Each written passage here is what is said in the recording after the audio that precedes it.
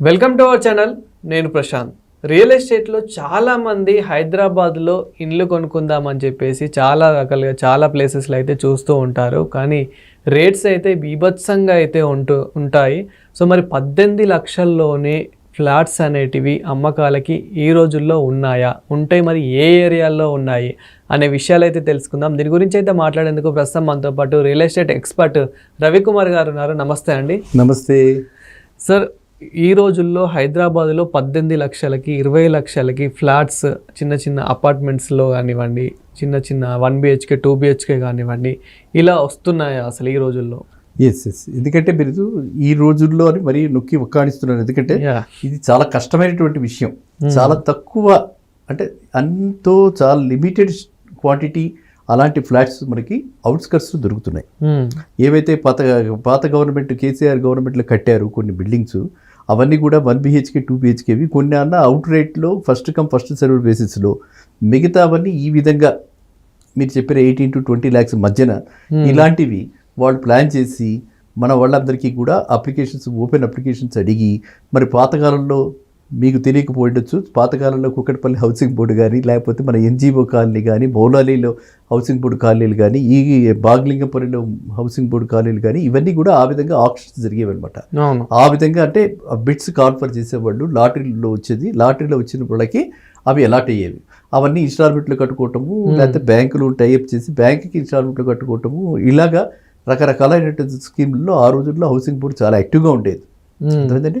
ఇప్పుడు మళ్ళీ ఈ గవర్నమెంట్, ప్రస్తుత గవర్నమెంట్ రేవంత్ రెడ్డి గారి గవర్నమెంట్ వచ్చాక అదే తరహా, ఇప్పుడు మీరు ఏదైతే అన్నారో అదే తరహాలో 18 to 20 lakhsలో 550 SFT.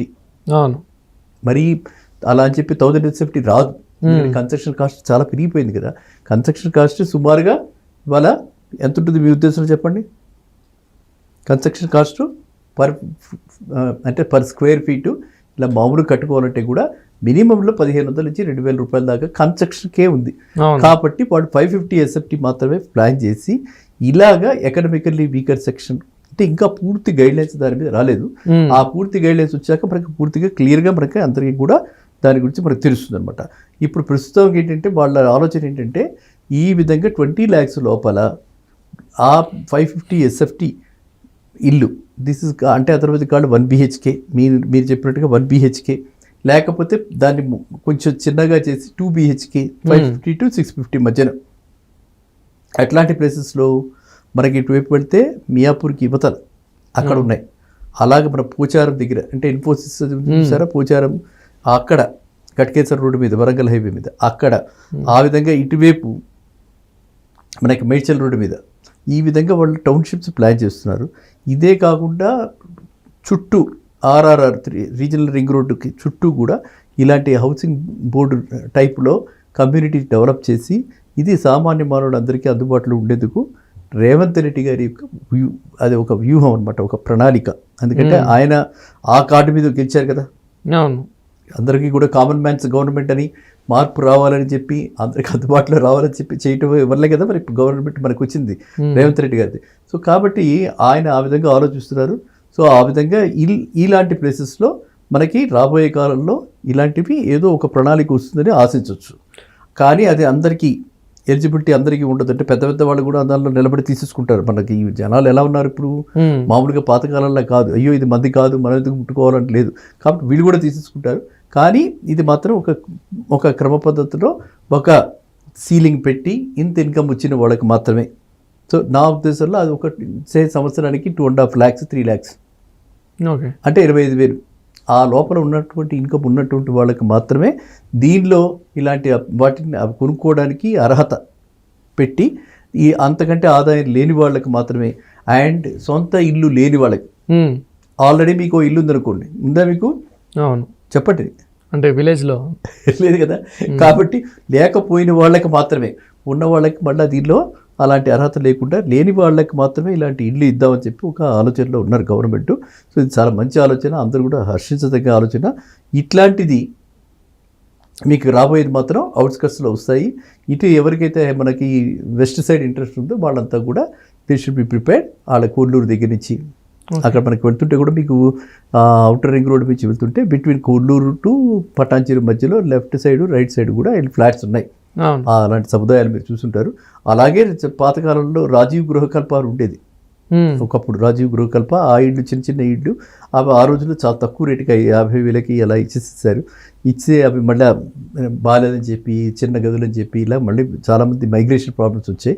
కానీ ఈసారి అలా కాకుండా 550 to 750 1 BHK ఆర్ 2 BHK ఈ మధ్యన వాళ్ళకి 18 to 20 lakhs మధ్యన ఇచ్చేలాగా, అంటే సమ్ అమౌంట్ ఆఫ్ ఇప్పుడు రాయితీ లాగా ఒక 5 lakhs రాయితీ పెట్టుకుని వాళ్ళకి మొత్తం 15-20 lakhs అని అంటే ఈ 25,000 జీతం వచ్చేవాడికి 20 lakhs లోన్ తీసుకున్నా 15 lakhs లోన్ తీసుకున్నా కట్టుకోగలిగిన పరిస్థితిలో ఉంటాడు. అల్టిమేట్గా కాస్త కూస్తో ఇందులో మొత్తం అయితే రాయితీలు ఇవ్వరు కదా గవర్నమెంట్, కొంత మనం పెట్టుకోవాలి, కొంత వాళ్ళు ఇస్తారు. సో ఆ విధంగా జరుగుతుంది. కాబట్టి మీరు అన్నదానికి ఏంటంటే ఈ ప్లేసెస్ అన్నింటిలో కూడా ఆ ప్లాన్ అయితే ఉంది. అలాగే విజయవాడ హైవే మీద రామోజీ ఫిలిం సిటీ దాటిన తర్వాత అబ్దుల్లాపూర్ మెట్టి దాటిన తర్వాత చౌటుప్పాలకి ఇవతల అక్కడ కూడా చాలా మటుకు గవర్నమెంట్ ల్యాండ్ ఉంది. అక్కడ కూడా ఇలాంటి ప్లాన్ ఆలోచిస్తున్నారు. ఇదంతా కూడా ఏంటంటే ఈయన విజన్ 2047 అంతా ఆల్ ఓవర్ ఇండియా ఉంది కదా, అది 2047 అంటే మనకి స్వాతంత్రం వచ్చి 100 years అవుతుంది. సో ఆ ప్రణాళికలో ఆ విధంగా కామన్ మ్యాన్కి ఏ విధంగా ఉపయోగపడుతుంది, ఎలా చేయొచ్చు అని చెప్పి ఆలోచనలో ఈ 18 to 20 lakhs I don't know మీకు ఎక్కడి నుంచి వచ్చిందో ఇన్ఫర్మేషన్, ఇట్స్ వెరీ గుడ్. ఎందుకంటే అందరికీ చాలా తక్కువ మందికి దీని మీద ఆ దృష్టి ఉందన్నమాట, ఫోకస్ ఉంది. సో ఇలాంటి వస్తుందా రాదా, అయ్యో లేకపోతే మన పరిస్థితి ఏంటి, ఎక్కడ ఉండాలి, హైదరాబాద్లో రెంటల్ బాధ చాలా ఎక్కువగా ఉంది. చూసే ఉంటారు కదా మీరు, రెంట్స్ ఎక్కడ చూసినా సరే 1 BHK కూడా ఇవాళ 10,000 రూపాయలు మినిమం లేదు. మినిమం లేదే ఎక్కడ అసలు మీకు ఇల్లు దొరకట్లా. అవునా, మీరు ఎక్స్పీరియన్స్ చేశారా? గదికే 10,000 ఇస్తున్న ఏరియాస్ కూడా ఉన్నాయి ఒక గదికి. సో అందువల్లే ఈ పీజీ హౌసెస్, కో లివింగ్ ఇవన్నీ వస్తున్నాయి. సో కాబట్టి ఇలాంటి ఆలోచన మీరు ఇప్పుడు ఏదైతే అడిగారో అవి ఆ ఏరియాస్లో బోడుపల్లి దాటిన తర్వాత అటువైపు అంటే గట్కేసర్ రోడ్డు మీద, ఇటు మియాపూర్ రోడ్డు మీద, ఈ కొల్లూరు పటాన్చెరు మధ్యన ఇలా ప్లాన్ చేసి గృహ సముదాయాలు, టౌన్షిప్స్, ఇది వరకు ఇండిపెండెంట్ హౌసెస్ అంత ముందర వచ్చాయి, తర్వాత అపార్ట్మెంట్స్ వచ్చాయి, ఇప్పుడు కూడా అలాంటి చిన్న చిన్నవి రాబోతున్నాయి. సో వెరీ గుడ్, చాలా హ్యాపీ. సిటీలో ఏ విధంగా ఉన్నాయి ప్రస్తుతం రేట్లు? అంటే సిటీలో మరి తీసుకోవాలనుకుంటే కనుక ఎక్కడెక్కడ తీసుకుంటే ఫ్యూచర్లో బాగుంటుంది అనుకోవచ్చు? సిటీలో ఇప్పటికీ కూడా అది చాలా పెద్ద విషయం. ఎందుకంటే మీరు బాగా తెలుసుకోవాల్సింది, యువత అందరూ తెలుసుకోవాల్సిన విషయం ఏంటంటే అందరూ కూడా రియల్ ఎస్టేట్ మార్కెట్ డమాల్. విన్నారా? అవును, రియల్ ఎస్టేట్ గోవిందా, రియల్ ఎస్టేటే లేదు అని ఇలా చెప్తున్నారు తప్ప సిటీలో ఎక్కడ కూడా ఏ పెద్ద బిల్డర్ కూడా రేట్లు తగ్గించలే ఇంకా. అర్థమైందండి? అంతా కూడా అది ఒక ఐసీయూలో ఒక వెంటిలేటర్ మీదకి వచ్చేసింది. ఇది ఇంకా అది ఆ విధంగా ఉంది. అంటే రాబోయే కాలంలో రేట్లు పడతాయేమో, పతనం అవుతాయేమో అన్న ఉద్దేశంతో మనం ఉన్నారు తప్ప ఇంకా పతనం అవ్వలేదు.